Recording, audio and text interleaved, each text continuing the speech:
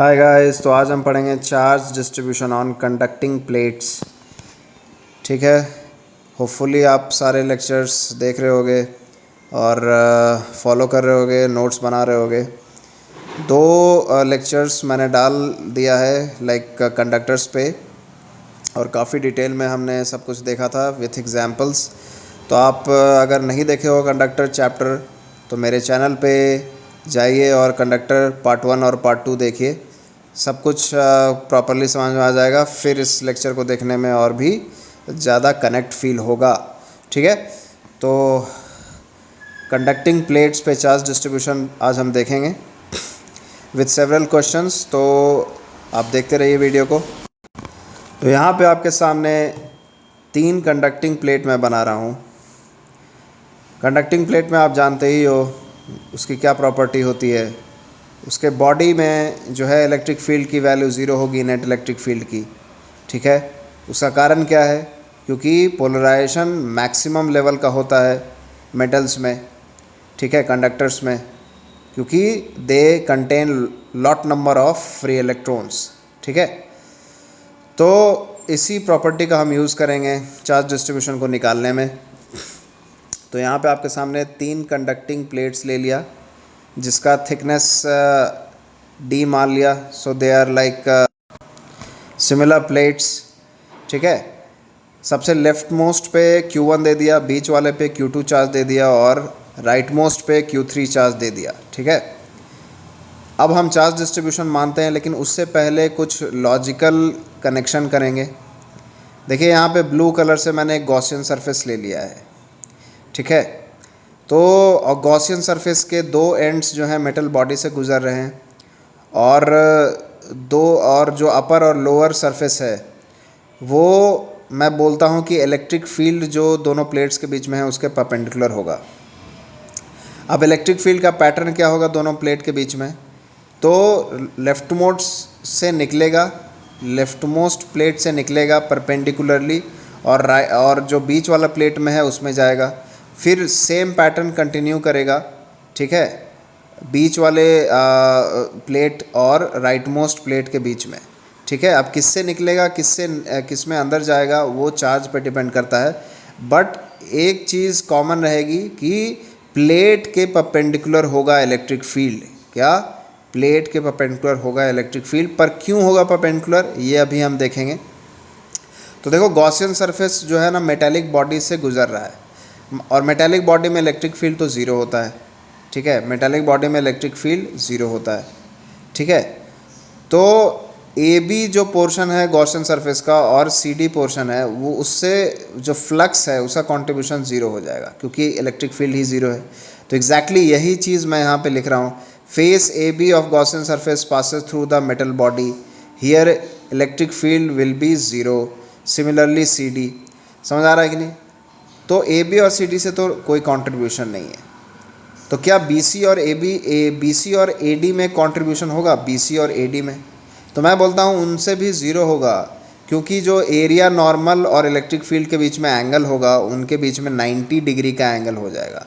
तो 90 डिग्री का एंगल हो जाएगा तो आपका B dot D A, B A cos phi cos 90 zero, तो टोटल फ्लक्स ज़ीरो हो जाएगा। तो अब सवाल ये उठता है कि जो इलेक्ट्रिक फील्ड है वो परपेंडिकुलर ही क्यों निकलता है प्लेट से? लाइक आप इनफाइनाइट प्लेट का भी इलेक्ट्रिक फील्ड पढ़े होगे, जिसका मैंने प्रॉपर डेरिवेशन कर रखा है अपने चैनल पे, तो आप जाके उसको देख सकते हो।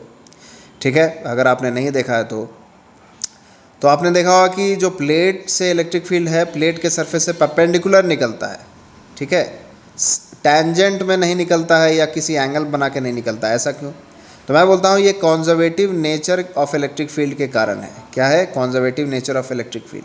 अब देखो यहाँ पे एक प्लेट ले लिया, सिंगल प्लेट को एनालाइज कर रहे हैं। मान लो लेफ्ट मोस्ट प्लेट ले लिया। ठीक है। और एक क्लोज लूप ले लिया, क्लोज पाथ ले लिया, जो कि ब्लैक कलर से दिखाया हुआ है, आपको स्क्वायर के शेप में दिख रहा है। ठीक है। अब उस पाथ में उस क्लोज पाथ में घूमने पे, एक पॉइंट से ही निकलने पे और उसी पॉइंट पे वापस आ जाने पे जो नेट वर्क होना चाहिए कंजर्वेटिव फील्ड का क्या होना चाहिए? वो ज़ीरो होना चाहिए। होना चाहिए कि नहीं होना चाहिए? ठीक है। अब देखो यहाँ पे, अगर इलेक्ट्रिक फील्ड को हम परपेंडिकुलर मानते हैं तो जो क्लोज पाथ का अपर सरफेस है उस पर वर्क डन क्या हुआ, जो बाहर का पोर्शन है, जो पाथ कंडक्टर के बाहर है, तो उस पर इलेक्ट्रिक फील्ड का वर्क डन क्या हुआ, तो उस पर अपर पोर्शन पे वो क्या है, अगर तुम एंटी क्लॉकवाइज घूम रहे हो तो वो नेगेटिव है कि नहीं, और लोअर पोर्शन पे वो क्या है, वो पॉजिटिव है। तो नेट वर्क डन क्या आ रहा है, ज़ीरो आ रहा है कि नहीं आ रहा है, ठीक है। लेकिन अगर तुम स्लैंटेड ले लेते हो तो देखो क्या प्रॉब्लम आने वाला है।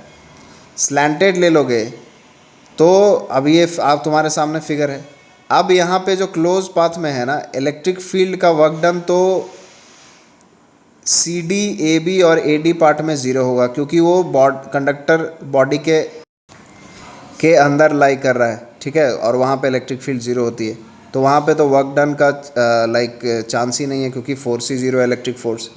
अब बी सी पार्ट में देखो, अगर स्लैंटेड लेते हो तो इलेक्ट्रिक फील्ड का एक कंपोनेंट बी सी के लॉन्ग आ जाएगा, तो वर्क डन या तो नेगेटिव हो जाएगा अगर तुम एंटी क्लॉकवाइज घूमते हो, और क्लॉकवाइज घूमते हो तो पॉजिटिव हो जाएगा, तो नेट वर्क डन ज़ीरो नहीं होगा। समझ आ रहा है ना। तो this will violate the conservative nature of electric field. तो सिर्फ और सिर्फ एक ही पैटर्न ऑफ इलेक्ट्रिक फील्ड हो पॉसिबल हो सकता है, जो कि perpendicular to the surface of the conductor, perpendicular to the surface of the conductor. समझ आ गया, क्लियरली पुट कर दिया है मैंने। देखो यहाँ पे लिख भी दिया कि ए डी में नो वर्क डन क्योंकि electric field zero, A B में नो वर्क डन क्योंकि अगेन वो इन द बॉडी है, कंडक्टर बॉडी, तो इलेक्ट्रिक फील्ड ज़ीरो, ठीक है। सिर्फ और सिर्फ किस में वर्क डन हो सकता है, तुम्हारा BC वाले पार्ट में वर्क डन हो सकता है, तो that will violate the conservative nature of electric field. So only जिस ब्लू कलर से जो एरो दिखा दिया है, that pattern is only possible. तो this electric field pattern can only be possible because the network along a closed path is zero and it does not violate the conservative nature of electric field। तो तुम्हें समझ में आ गया होगा, everything is being connected very carefully. तो electric field भी perpendicular होगा, ठीक है। अब यहाँ से तुम्हें पता चल गया कि BC पार्ट में जो है फ्लक्स क्यों ज़ीरो होगा, इलेक्ट्रिक फ्लक्स, क्योंकि इलेक्ट्रिक फील्ड जो है कंडक्टर से परपेंडिकुलर निकल रही है, और एरिया नॉर्मल जो है वो क्या है, इलेक्ट्रिक फील्ड के परपेंडिकुलर हो जाएगा, तो फ्लक्स ज़ीरो हो जाएगा। समझ आ रहा है कि नहीं। तो इससे क्या पता चलता है कि अगर नेट फ्लक्स ज़ीरो है गॉसियन सरफेस से, तो क्यू इनक्लोज्ड भी ज़ीरो होगा, है कि नहीं। तो मतलब जितना चार्ज अगर लेफ्ट मोस्ट कंडक्टर के प्लेट के इनर सरफेस पे आएगा, उतना ही बीच वाले कंडक्टर प्लेट के लेफ्ट सरफेस पे आएगा, है ना, नेट चार्ज ज़ीरो करने के लिए, और माइनस में आएगा वो, ठीक है कि नहीं। जैसे यहाँ पे देख लो, मैं तुम्हें समझा रहा हूँ कि ABCD, दोबारा उसी चीज़ को समझा रहा हूँ एक क्लियर फिगर में, कि ABCD एक तुमने गॉसियन सरफेस ले लिया, और हमने ये प्रूफ कर दिया कि इस सरफेस से नेट फ्लक्स ज़ीरो है, तो नेट फ्लक्स ज़ीरो है तो नेट इनक्लोज चार्ज भी ज़ीरो होना चाहिए। तो अगर लेफ्ट मोस्ट प्लेट के इनर सरफेस पे जो है Q माइनस क्यू चार्ज आया है, Q1 माइनस क्यू, तो बीच वाले प्लेट के लेफ्ट सरफेस पे minus of Q minus q charge आना चाहिए, minus of Q1 minus Q, है ना, उसी का नेगेटिव, तभी तो दोनों मिलके क्या होंगे, ज़ीरो इनक्लोज चार्ज हो जाएंगे, दोनों मिलके ज़ीरो इनक्लोज चार्ज हो जाएंगे। समझ आ रहा है कि नहीं। तो ये बिल्कुल इसी चीज़ को मैं यहाँ पे तुम्हें लिख के बता रहा हूँ कि net flux on surface ABCD is zero, जिसके कारण प्लेट्स के इनर सरफेसेस पे equal and opposite charges appear होंगे, ठीक है, जिसके कारण प्लेट्स के इनर सरफेस पे equal and opposite charges always and always appear होंगे, ठीक है। याद रहेगा, नोट कर लीजिए, अपने नोट्स में स्टार मार्क बना के लिख लीजिए, क्योंकि दिस इज़ वेरी इंपॉर्टेंट, और इसी के बेसिस पे हम आगे जनरल फार्मूला प्रूफ करने वाले हैं, ठीक है। और आगे के सवाल भी इसी कॉन्सेप्ट को यूटिलाइज़ करेगा। और पहला कॉन्सेप्ट क्या यूटिलाइज़ कर रहा है कि कंडक्टर बॉडी में नेट इलेक्ट्रिक फील्ड ज़ीरो होता है, कंडक्टर बॉडी में नेट इलेक्ट्रिक फील्ड ज़ीरो होता है, ठीक है। तो यहाँ देखो चार्ज डिस्ट्रीब्यूशन हो गया। तो लाइक बीच वाले प्लेट और लेफ्ट मोस्ट प्लेट के इनर सरफेसेस पे Q1 माइनस क्यू चार्ज आया और फिर minus of Q1 minus q charge आ गया। तो नेट इनक्लोज चार्ज कितना हो गया? 0। ठीक है, बार बार स्टेट करके देखो, बता रहा हूँ। E dot D A is equal to 0। E dot D A flux होता है तो नेट फ्लक्स 0 हो गया, तो क्यू इनक्लोज्ड 0 हो गया। ठीक है,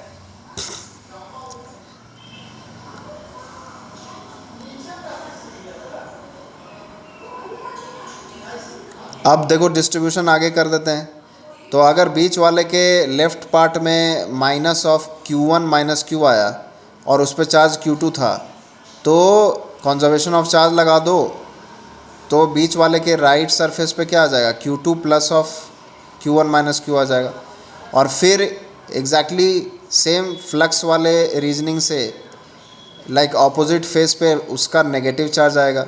और फिर कंजर्वेशन ऑफ चार्ज से बाहर जो है आउटर मोस्ट सरफेस पे राइट मोस्ट प्लेट के Q3 plus Q2 plus Q1 minus q आ जाएगा। तो इस चीज़ को अपने नोटबुक पे करो, इस चीज़ को अपने नोटबुक पे ज़रूर से ज़रूर करो, चार्ज डिस्ट्रीब्यूशन करके देखो, फील आएगा। ठीक है, मेरे समझाने से तुम्हें समझ तो आ जाएगा, लेकिन जब तक तुम अपने हाथ से नहीं करोगे तो things are not going to be that clear. ठीक है, अब यहाँ पे देखो same conservative nature of electric field इस लाइक सिचुएशन में भी दिख जाता है आपको कि अगर एक यूनिफॉर्म इलेक्ट्रिक फील्ड है और उसमें तुम एक मेटल ऑब्जेक्ट को रख देते हो, स्फेरिकल मेटल ऑब्जेक्ट को तुम यहाँ पे रख देते हो, तो क्या होता है? इलेक्ट्रिक फील्ड पैटर्न डिस्टॉर्ट हो जाता है। इलेक्ट्रिक फील्ड पैटर्न क्या होता है? डिस्टॉर्ट हो जाता है। और डिस्टॉर्ट कुछ इस तरीके से होता है कि इलेक्ट्रिक फील्ड जो कंडक्टर बॉडी के सरफेस पे है वो ऑलवेज परपेंडिकुलरली गिरता है कंडक्टर बॉडी पे और परपेंडिकुलरली निकलता है। अब क्यों परपेंडिकुलर निकल रहा है, इसका रीज़न मैंने तुम्हें बता दिया। To like uphold the conservative nature of electric field, to uphold the conservative nature of electric field. अब यहाँ पे देखो, यहाँ पे भी मैंने क्लोज पाथ ले लिया है ABCD। इस पे तुम नेट वर्क डन, एक चार्ज को एंटी क्लॉकवाइज घुमाओ, ए से घुमाना चालू करो एंटी क्लॉकवाइज और ए पे वापस आओ, नेट वर्क डन क्या मिलना चाहिए? तुम्हें 0 मिलना चाहिए। और तुम्हें यहाँ पे दिख भी रहा होगा कि AB में वर्क डन पॉजिटिव है और CD में वर्क डन नेगेटिव हो गया। ठीक है, तो नेट क्या हो गया? 0। AD में तो वर्क डन 0 ही होगा क्योंकि इलेक्ट्रिक फील्ड और डिस्प्लेसमेंट जो है परपेंडिकुलर है। BC में इलेक्ट्रिक फील्ड है ही नहीं क्योंकि वो कंडक्टर बॉडी के अंदर है। समझ आ रहा है कि नहीं?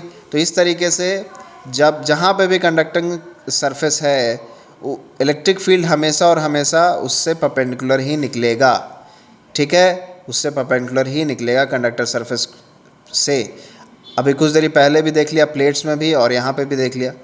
अब देखो फिगर में एक 1 पॉइंट मेंशन किया हुआ है वहाँ पे बॉटम लाइक फिगर में, तो वहाँ पे फील्ड डिस्टॉर्ट क्यों हो रहा है? वहाँ पे फील्ड डिस्टॉर्ट इसलिए हो रहा है क्योंकि आप देखो जैसे जैसे आप माइनस चार्ज जो इंड्यूस चार्ज है उसके करीब जाओगे तो वो डोमिनेट करेगा, तो इलेक्ट्रिक फील्ड उसके तरफ मुड़ जाएगा, है ना? क्योंकि आप चार्ज के जितना पास जाते हो इलेक्ट्रिक फील्ड इनफाइनाइट वैल्यू को अप्रोच करता है कि Q/R²। When R goes to 0 electric field becomes infinite. तो जिस चार्ज के पास चले जाते हो वो चार्ज डोमिनेट करेगा, तो इलेक्ट्रिक फील्ड उधर डिस्टॉर्ट होगा। ठीक है, तो यहाँ पे हमने बहुत कुछ समझ लिया है, सारी चीज़ें लॉजिकली कनेक्ट कर ली। हमने ये कंक्लूजन ड्रॉ कर लिया कि इलेक्ट्रिक फील्ड जो है कंडक्टर सरफेस के ऑलवेज परपेंडिकुलर होता है और जो है इनर सरफेसेस पे इक्वल एंड अपोजिट चार्जेस आते हैं एक कंडक्टिंग प्लेट सिस्टम में। ठीक है, अब हम चार्ज डिस्ट्रीब्यूशन को और अच्छे तरीके से देखेंगे और चार्ज डिस्ट्रीब्यूशन की वैल्यू क्या आएगी। ठीक है, आउटर सरफेस पे कितना वैल्यू होगा, इनर सरफेस पे कितना वैल्यू होगा, मैग्नीट्यूड निकालेंगे। ठीक है, मैग्नीट्यूड निकालेंगे। ठीक है, तो इस कॉन्सेप्ट को यूज़ करेंगे कि electric field inside conductor is 0। ठीक है, तो इस कॉन्सेप्ट को यूज़ करके हम जो है आउटर सरफेसेस और इनर सरफेसेस पे जो मैग्नीट्यूड ऑफ चार्ज आ रहा है उसकी वैल्यू निकाल लेंगे। ठीक है, तो अब देखो यहाँ पे क्या किया, चार्ज डिस्ट्रीब्यूशन ऑलरेडी करके रखा है। ठीक है, तो इनर सरफेसेस पे इक्वल एंड ऑपोजिट चार्ज, फिर कंजर्वेशन ऑफ चार्ज से अगर देखो बीच वाले पे Q2 चार्ज है तो बीच वाले के लेफ्ट लाइक पार्ट में लेफ्ट फेस पे अगर minus of Q1 minus Q आया है तो ऑब्वियसली राइट पे क्या आना चाहिए? Q2 plus of Q1 minus Q to uphold the conservation of charge, है कि नहीं? कभी ऐसा सिचुएशन तो नहीं हो सकता ना कि बीच वाले पे चार्ज जो है Q2 से ज़्यादा हो जाए या Q2 से कम हो जाए, ऐसा तो नहीं है। चार्ज उठ के भाग तो नहीं सकता है लाइक बीच वाले प्लेट से। सिमिलरली लेफ्ट मोस्ट प्लेट पे अगर Q1 चार्ज है तो वो Q1 ही रहेगा, और राइट मोस्ट प्लेट पे अगर Q3 चार्ज है तो वो Q3 रहेगा। तो सारा डिस्ट्रीब्यूशन हमने कर दिया। आउटर मोस्ट पार्ट पे अगर Q charge left most plate के आउटर सरफेस पे अगर Q चार्ज माने हो तो उसके हिसाब से सारा डिस्ट्रीब्यूशन कर दिया। अब सारे चार्जेस का एक प्लेन का लाइक इलेक्ट्रिक फील्ड क्या होता है, सिग्मा अपॉन 2 एप्सिलॉन नॉट। तो इसके मदद से पॉइंट ए पे जो आपको फिगर में दिख रहा होगा उस पर हमने इलेक्ट्रिक फील्ड की वैल्यू लिख ली।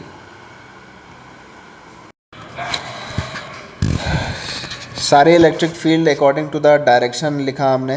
जैसे माइनस चार्ज है तो पॉइंट ए पे उसका इलेक्ट्रिक फील्ड अगर लाइक ए से दूर जा रहा है तो उसके हिसाब से साइन लिखा। ठीक है, ठीक है। तो राइट साइड को हमने पॉजिटिव मान लिया है, लेफ्ट साइड को नेगेटिव मान लिया है। राइट साइड को पॉजिटिव मान लिया है, लेफ्ट साइड को नेगेटिव मान लिया है। उसके हिसाब से सिग्मा अपॉन 2 एप्सिलॉन नॉट को यूज़ करके सारे सरफेसेस के करस्पॉन्डिंग है हमने इलेक्ट्रिक फील्ड लिख लिया है, और फिर कैंसिलेशन हो रहा है। ठीक है, अब देखो सारा इलेक्ट्रिक फील्ड क्या होगा, ए पॉइंट कंडक्टिंग बॉडी के अंदर लाई कर रहा है। ए पॉइंट जो है मैंने लेफ्ट मोस्ट प्लेट के अंदर लिया है, तो उसमें तो अंदर लिया है, मतलब इलेक्ट्रिक फील्ड नेट ज़ीरो होना चाहिए। तो सबको उठा के ज़ीरो के बराबर कर दिया, सबको उठा के ज़ीरो के बराबर कर दिया। अब देखो क्या क्या कैंसिलेशन हो रहा है। तो यहाँ पे कैंसिलेशन होके क्या आ गया, Q is equal to Q1 plus Q2 plus Q3 by 2। मतलब कि आउटर सरफेस पे जो अगर प्लेट सिस्टम है तो सबसे जो आउटर सरफेस होगा उन पे जो है चार्जेस बराबर होंगे, और उसकी वैल्यू क्या होगी, Q1 plus Q2 plus Q3 by 2। अगर n नंबर ऑफ प्लेट्स हैं तो क्या होगा, Q1 plus Q2 plus Q3 like added till Q1 by 2। समझ आ रहा है कि नहीं। तो कैसे निकाला हमने, किस चीज़ का यूज़ किया कि inside a conducting body net electric field is zero. Inside a conducting body net electric field is zero. और देखो आउट जो भी प्लेट सिस्टम है उसके दोनों आउटर सरफेस पे सेम चार्जेस आएंगे। तो आउटर सरफेस पे सेम चार्जेस आएंगे। देखो दूसरे सरफेस का भी निकाल दे रहा हूँ, तो इसकी वैल्यू भी उतनी ही आ गई, Q1 plus Q2 plus Q3 by 2। Q1 plus Q2 plus Q3 by 2। ठीक है, तो ये जनरल फार्मूला है, इसको याद कर लो, टिप्स पे रख लो। जब भी आपको मान लो कि 4 प्लेट सिस्टम दिया हुआ है, तो 4 प्लेट सिस्टम दिया हुआ है तो जितने भी नेट चार्ज हैं बाई कितना होगा, 2। That will be the charge on the outer surfaces of the plate system, outer surfaces of the plate system. देखो ए पॉइंट मैंने कहाँ पे लिया है ये तुम्हें दिखा दिया। अब सारे सरफेसेस को नंबरिंग कर दिया, first second third fourth fifth six. सबके कारण हमने सारे सरफेसेस पे एक चार्ज डेंसिटी थी, सरफेस चार्ज डेंसिटी। उस सरफेस चार्ज डेंसिटी के कारण सब पे इलेक्ट्रिक फील्ड था सबका। वो सारे इलेक्ट्रिक फील्ड को ए पॉइंट पे सुपर पोजिशन हो रहा था, और सुपर पोजिशन होके वो क्या आ रहा था, ज़ीरो। तो इसके मदद से हमने ये फार्मूला निकाल लिया है। तो ये फार्मूला बहुत ही लाइक क्रूशियल है और बहुत काम आएगा आपको जब भी प्लेट सिस्टम आपको सॉल्व करने आएगा कोई भी सवाल। तो आप आउटर सरफेसेस पे प्लेट सिस्टम के आउटर सरफेसेस पे इसी तरीके से आप चार्ज का डिस्ट्रीब्यूशन करोगे। ठीक है, net charge upon 2, net charge upon 2, that is the formula. ठीक है, तो अब इसके बेसिस पे हम सवाल ले लेते हैं कुछ। ठीक है, तो एक सिंपल सा सवाल करते हैं पहले। तो यहाँ पे हम जो है 3 प्लेट सिस्टम ले लेते हैं, सिंपल सा सवाल लेते हैं। और एक पे लेफ्ट मोस्ट पे 2 कूलम चार्ज रख दिया, बीच वाले पे 5 कूलम चार्ज रख दिया, और राइट मोस्ट वाले पे कोई चार्ज नहीं रखा। तो अब इस पर सिंपली तुम्हें क्या करना है, चार्ज डिस्ट्रीब्यूशन करना है, चार्ज डिस्ट्रीब्यूशन करना है। तो जो फार्मूला निकाला है तुम्हारे सामने उसके हिसाब से तुम लिख दो। तो सबसे प्लेट सिस्टम के आउटर सरफेसेस पे कितना चार्ज आता है, नेट चार्ज अपॉन 2। कितना चार्ज आता है, नेट चार्ज अपॉन 2। तो नेट चार्ज कितना है, 7। नेट चार्ज कितना है, 7। तो 7/2 फर्स्ट वाले सरफेस पे आ जाएगा और 6th वाले सरफेस पे आ जाएगा। याद है डेरिवेशन, डेरिवेशन में दोनों आउटर सरफेस पे इक्वल चार्ज आया था, तो फर्स्ट वाले सरफेस पे 7/2 और सिक्स्थ वाले सरफेस पे भी 7/2 आ जाएगा। आप देखो, जब लेफ्ट मोस्ट प्लेट के आउटर सरफेस पे 7/2 आ गया, तो उसके लाइक राइट सरफेस पे कितना आएगा, उस पर टोटल चार्ज 2 है, तो 2 माइनस ऑफ 7/2 कर दो तो कितना आ जाएगा, कितना आ जाएगा, -3/2। तो लेफ्ट मोस्ट प्लेट का डिस्ट्रीब्यूशन हो गया है कंप्लीट।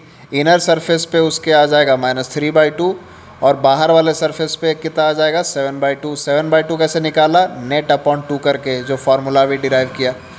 अब तुम्हें पता है कि लाइक इनर सरफेसेस पे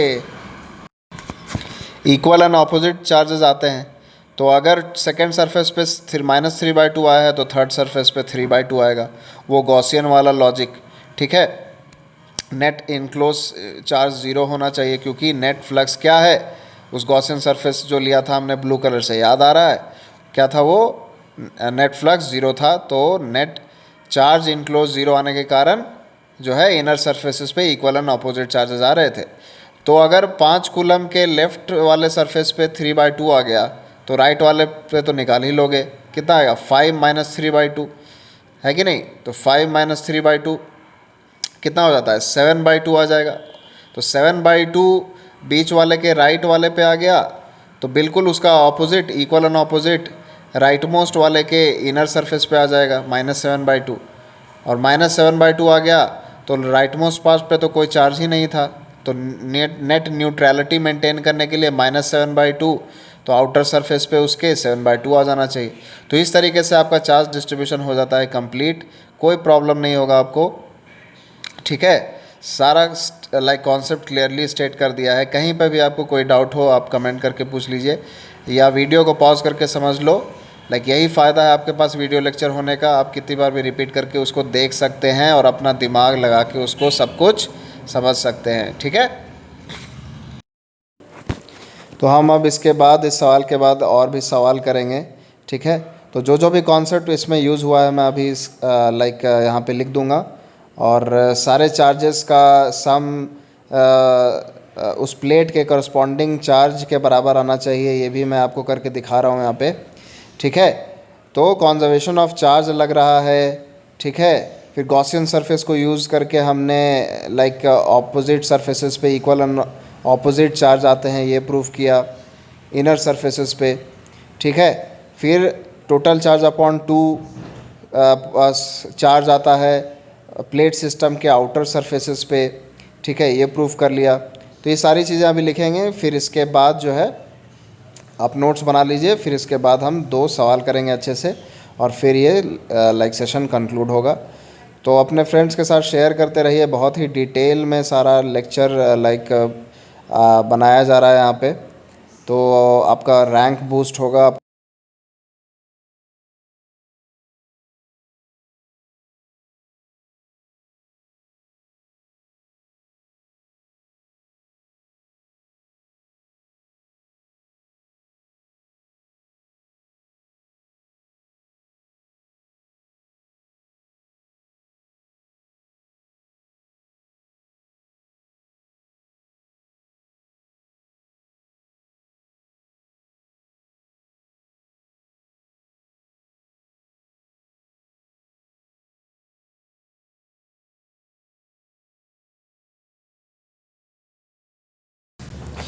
तो अब हम ये सवाल करते हैं, आइए देखते हैं। सवाल को पढ़ लीजिए आप, और एक अटेम्प्ट कर लो अपना, और फिर आंसर मैच करना। अगर सवाल को तुम सही कर लेते हो, कॉन्सेप्ट तो मैंने तुम्हें बता ही दिया है, तो इसको 2 तरीके से सॉल्व करेंगे। एक जनरल सॉल्यूशन करेंगे जहाँ पे मैं कोई फार्मूला नहीं लगाऊंगा, सिर्फ कॉन्सेप्ट लगा के आंसर निकालूंगा, और एक मैं शॉर्टकट से बनाऊंगा इसको। तो आप दोनों सीख लो, एग्ज़ाम में आपको शॉर्टकट वाला ही लगाना है, क्योंकि एग्ज़ाम में आपको टाइम को सेव करना है। ठीक है, तो इधर देखिए, क्वेश्चन जो फिगर बताया था, जो कॉन्टेक्स्ट बता रहा था, उसको मैं वापस से बना देता हूँ। यहाँ पे 1 2 3 4 5 6 सरफेसेस नंबरिंग कर दिया। बीच वाले प्लेट पे क्यू चार्ज दे दिया है, बीच वाले प्लेट पे क्यू चार्ज दे दिया है। जो आउटर मोस्ट प्लेट्स हैं उनको कनेक्ट कर दिया है कंडक्टिंग वायर से। इससे क्या होगा कि दोनों का पोटेंशियल सेम हो जाएगा।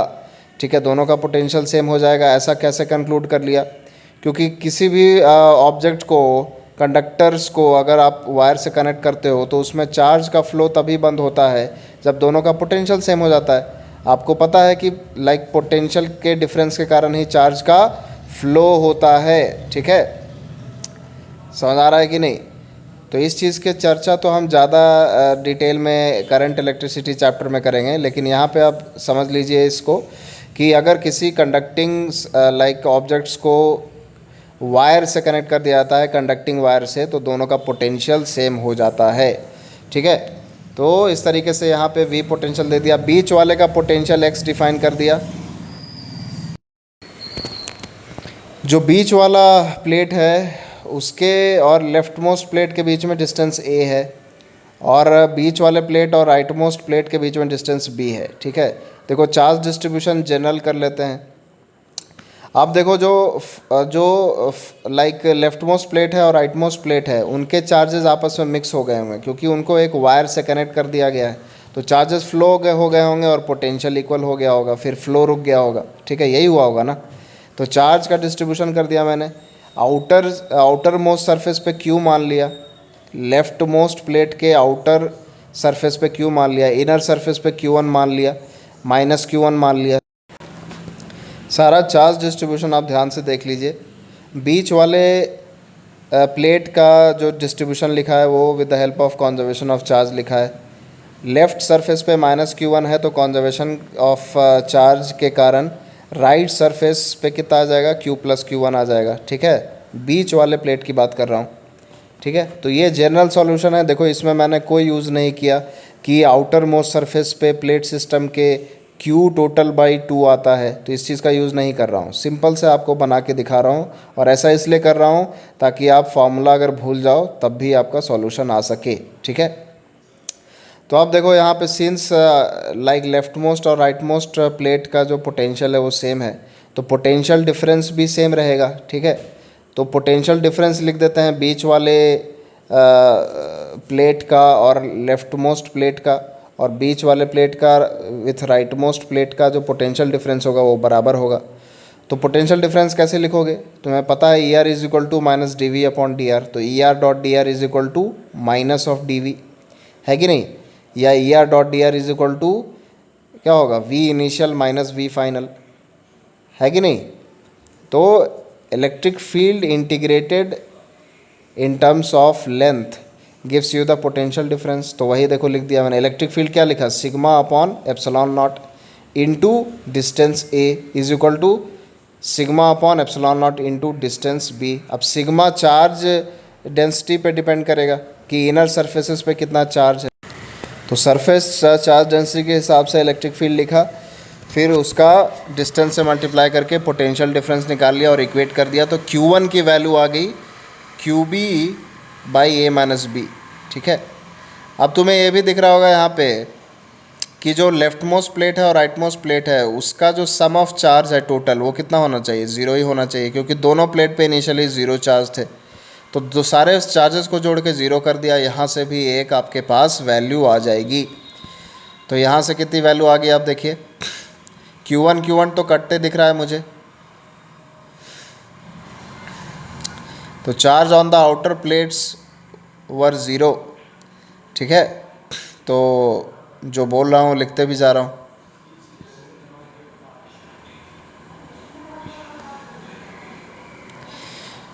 तो यहाँ पे इसको सॉल्व कर लो, देखो क्या आ रहा है।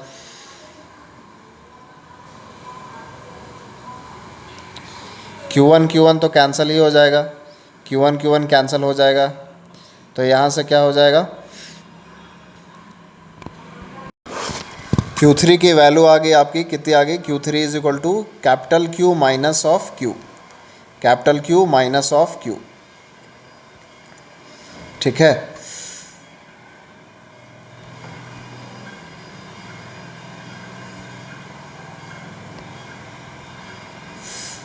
अब देखो मुझे एक और इक्वेशन बनाना पड़ेगा यहाँ पे, एक और इक्वेशन बनाना पड़ेगा यहाँ पे।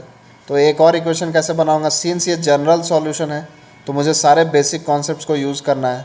तो कॉन्जर्वेशन ऑफ चार्ज यूज़ कर लिया, ठीक है। अब मुझे क्या करूँगा, एक सी पॉइंट ले लिया राइट मोस्ट प्लेट पे, सी पॉइंट ले लिया। सी पॉइंट कंडक्टर के अंदर लिया है, मतलब वहाँ पे इलेक्ट्रिक फील्ड क्या होनी चाहिए, ज़ीरो होनी चाहिए, ठीक है। जो आपको पता है उसी को यूज़ करके आपको इक्वेशन निकालना है। तो उस पर जो है नेट इलेक्ट्रिक फील्ड क्या होनी चाहिए, ज़ीरो होनी चाहिए। तो सारे सरफेसेस के कारण इलेक्ट्रिक फील्ड उस पॉइंट पे लिखो और सबको जोड़ किसके बराबर कर दो, ज़ीरो के बराबर कर दो, क्योंकि वो कंडक्टर के अंदर है पॉइंट, ठीक है। तो राइट डायरेक्शन को पॉजिटिव ले लो, लेफ़्ट डायरेक्शन को नेगेटिव ले लो, उसके हिसाब से इलेक्ट्रिक फील्ड लिख लो, ठीक है। प्लस चार्ज से इलेक्ट्रिक फील्ड निकलेगा, माइनस चार्ज पे इलेक्ट्रिक फील्ड आएगा। एक सरफेस के कारण जो इलेक्ट्रिक फील्ड होती है वो सिग्मा अपॉन 2 एप्सिलॉन नॉट होती है। और हर सरफेस अपना इंडिविजुअल होता है, तो हर सरफेस अपना इलेक्ट्रिक फील्ड प्रोड्यूस करेगा और सबका सी पॉइंट पे सुपर पोजिशन हो जाएगा। क्या हो जाएगा, सुपर पोजिशन। तो यही मैं यहाँ पे कर रहा हूँ, ठीक है, कोई नई चीज़ नहीं है। सुपर पोजिशन ऑलरेडी मैं पढ़ा चुका हूँ अपने लेक्चर्स में। आप मेरे चैनल को फॉलो करते रहिए, फिर आपको जो अच्छा फील आएगा ना इस चैप्टर में, मैं बता रहा हूँ, everything will be connected and you will feel great, ठीक है। तो यहाँ पे देखो सारा इलेक्ट्रिक फील्ड लिख दिया एट पॉइंट सी।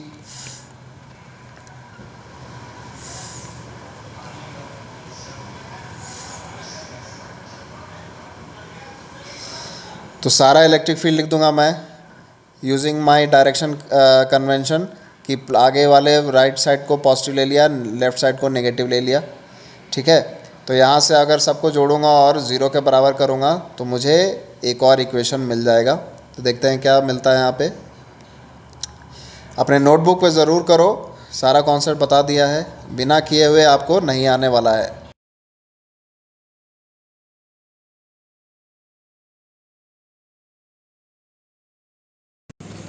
तो यहाँ से देखो जो फाइनल तुम्हारा इक्वेशन आ गया, फाइनल जो रिलेशन आ गया वो क्या, Q is equal to Q3 आ गया।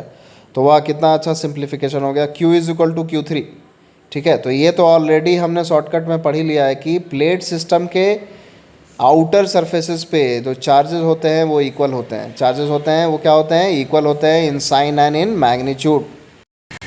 तो सिंस ये जनरल सॉल्यूशन था तो हमने उस लाइक प्रॉपर्टी को यूज़ नहीं किया जो हम ऑलरेडी डिराइव कर चुके थे। तो ठीक है, हम उसको भी यूज़ करके आंसर सेम निकाल लेंगे, लेकिन यहाँ पे आपको जनरल सॉल्यूशन भी आना चाहिए। जनरल सॉल्यूशन इसलिए क्योंकि आप जो बेसिक कॉन्सेप्ट्स हैं उसको यूज़ करते हुए आप सॉल्यूशन की तरफ अप्रोच कर रहे हो, सॉल्यूशन कर रहे हो, ठीक है। तो यहाँ पे देखो अब ये एक और रिलेशन आ गया जहाँ पे आपको पता चल गया कि Q इज़ इक्वल टू क्या है, Q3 है। तो आपके पास पहले से भी इक्वेशन थे, तो उनको यूज़ करके आप फाइनल डिस्ट्रीब्यूशन निकाल लीजिए, फाइनल डिस्ट्रीब्यूशन निकाल लीजिए, ठीक है।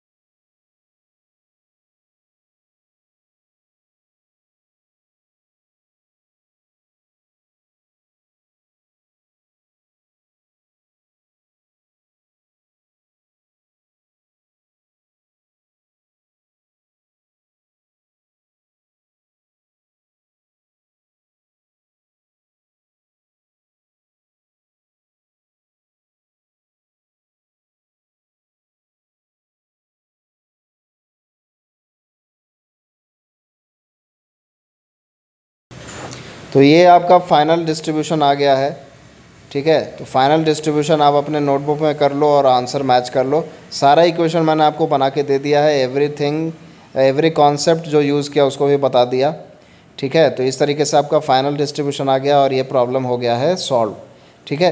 तो ये तो जनरल सॉल्यूशन से हम सुनने सॉल्व किया। अब शॉर्टकट क्या है? शॉर्टकट यही है कि आप जो प्लेट सिस्टम के आउटर सरफेसेस पे टोटल चार्ज अपॉन 2 चार्ज आता है, उसको यूज़ करके आप इस लाइक इस क्वेश्चन को बहुत ही खटाक से सॉल्व कर सकते हो, ठीक है।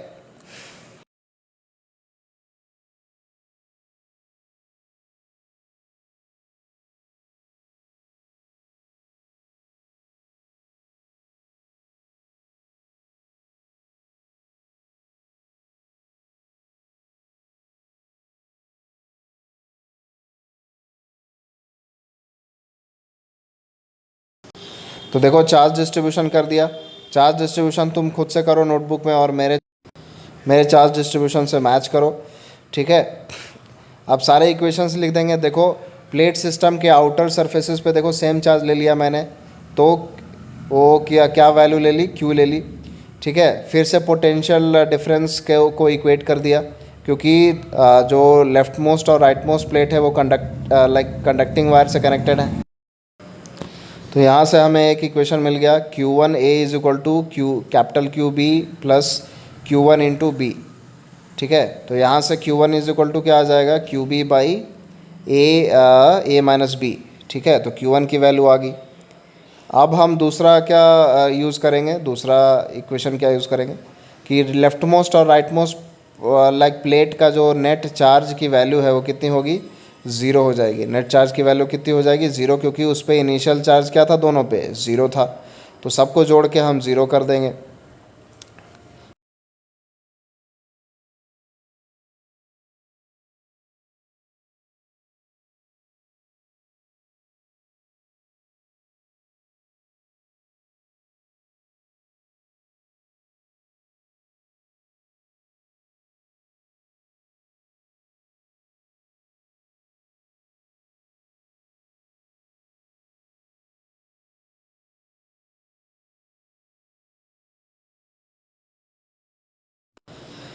तो देखो सबको जोड़ के तुमने ज़ीरो किया, तो यहाँ क्यू की वैल्यू, स्मॉल क्यू की वैल्यू क्या आ गई? Q/2। तो देखो कितनी आसानी से ये क्वेश्चन हो गया है solve by using the trick कि प्लेट सिस्टम के आउटर सरफेसेस पे चार्ज जो आता है वो क्या होता है? टोटल चार्ज अपॉन 2, ठीक है।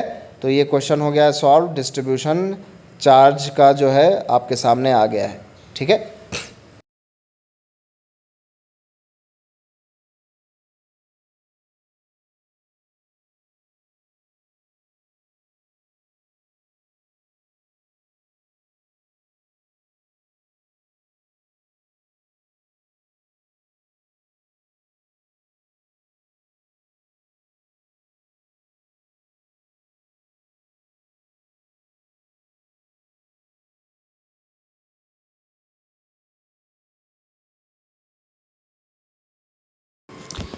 तो जो फाइनल इक्वेशंस आए उसके हिसाब से सारा चार्ज डिस्ट्रीब्यूशन कर दिया।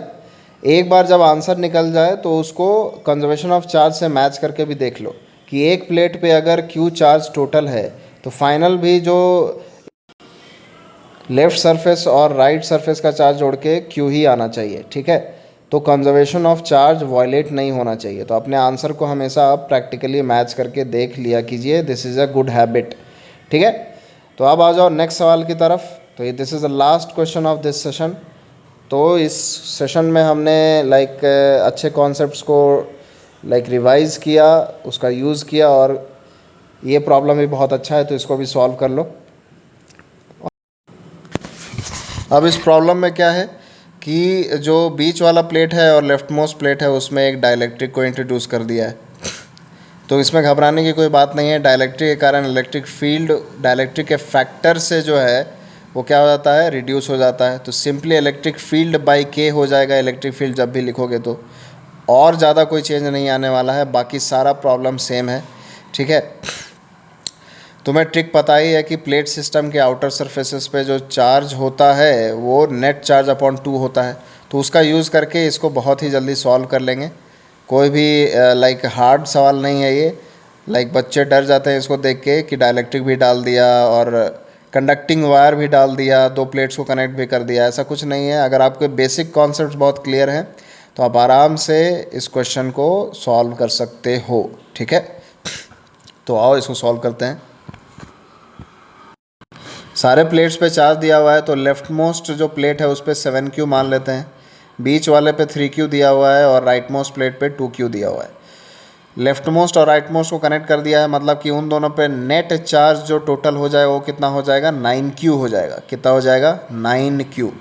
ठीक है, जो लाइक जनरल सॉल्यूशन में जो जो कॉन्सेप्ट यूज़ किया वो सारे कॉन्सेप्ट यहाँ पे भी लग सकते हैं, और ट्रिक तो आपको पता ही है।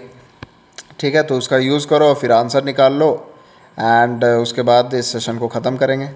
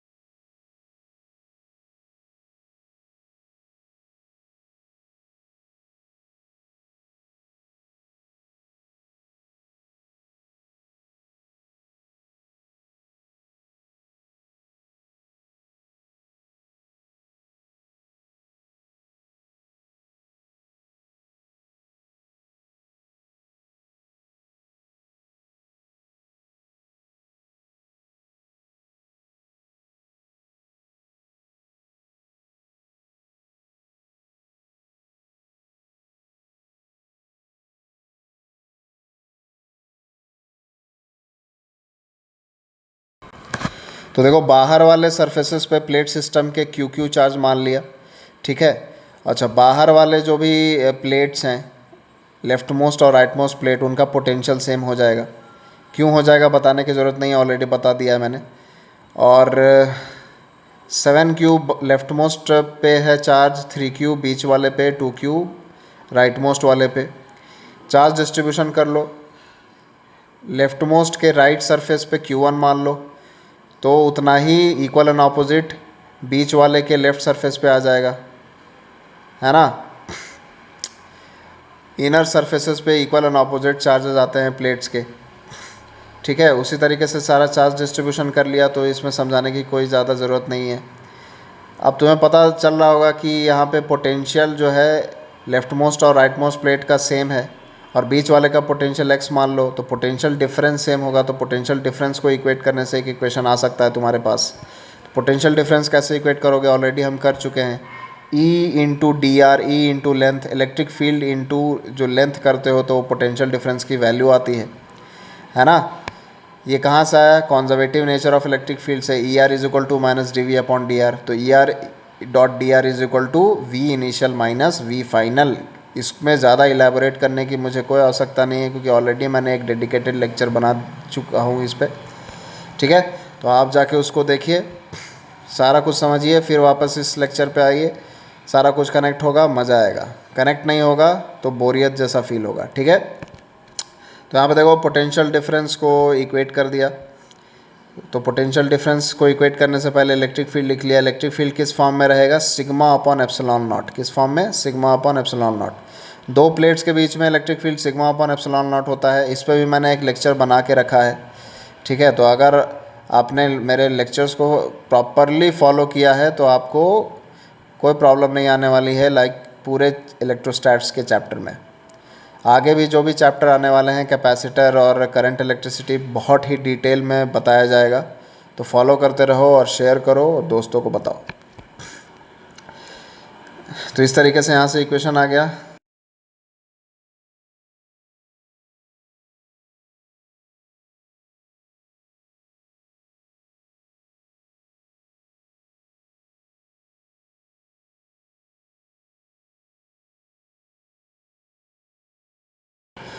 तो k की वैल्यू 2 दी हुई है क्वेश्चन में ऑलरेडी।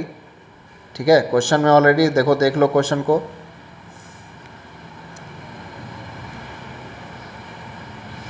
k की वैल्यू देखो 2 दी हुई है। ठीक है, जूम करके दिखा दिया यहाँ पे। वापस से चलते हैं सॉल्यूशन की तरफ।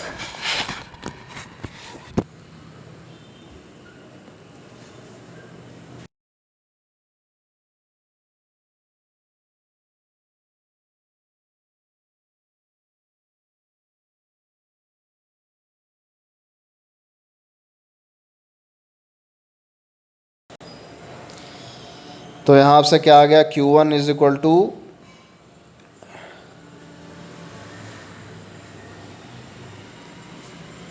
-6Q, 6Q capital. तो एक रिज़ल्ट यहाँ से आ गया, इसको पकड़ के रखते हैं। दूसरा रिज़ल्ट कहाँ से आएगा, तो तुम वीडियो पॉज करो और सोचो क्या लाइक रिलेशन यूज़ करें। तो लेफ्ट मोस्ट और राइट मोस्ट प्लेट पे नेट चार्ज क्या है।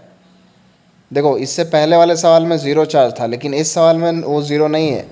लेफ्ट मोस्ट प्लेट पे वो 7 कूलम पहले से रखा हुआ है और राइट मोस्ट प्लेट पे 2 कूलम था। तो नेट कितना चार्ज आ गया, 9 कूलम। नेट कितना चार्ज आ गया, 9 कूलम चार्ज आ गया। तो सारे चार्जेस को जोड़ के किसके बराबर कर दो, 9 कूलम के बराबर कर दो। ठीक है, 9 कूलम के बराबर कर दो, 9Q।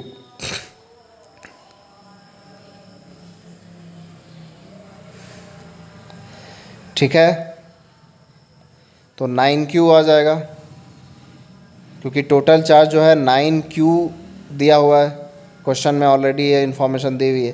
तो यहाँ से आपको स्मॉल q की वैल्यू कितनी आ गई, 6Q आ गई। स्मॉल q की वैल्यू कितनी आ गई, 6Q आ गई।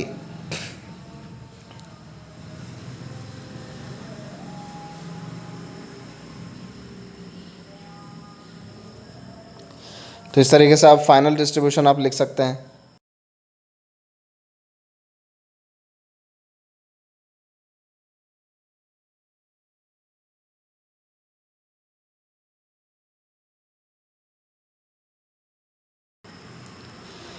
तो फाइनल डिस्ट्रीब्यूशन लिखोगे तो देखो, आउटर मोस्ट सरफेसेस पे प्लेट सिस्टम के कितना चार्ज आ गया, कितना चार्ज आ गया, 6Q आ गया। अभी तुम्हारे सामने आया था। ठीक है, तो Q जो 6Q आ गया और Q1 कितना आया था, -6Q। तो इनर सरफेसेस पे प्लेट के इक्वल एंड ऑपोजिट चार्ज आएंगे तो 6Q आ जाएगा। ठीक है, बीच वाले लाइक प्लेट पे कितना चार्ज था, तो 3Q था। तो 6Q आ गया। तो लाइक बीच वाले के राइट सरफेस पे कितना आ जाएगा, कितना आ जाएगा, -3।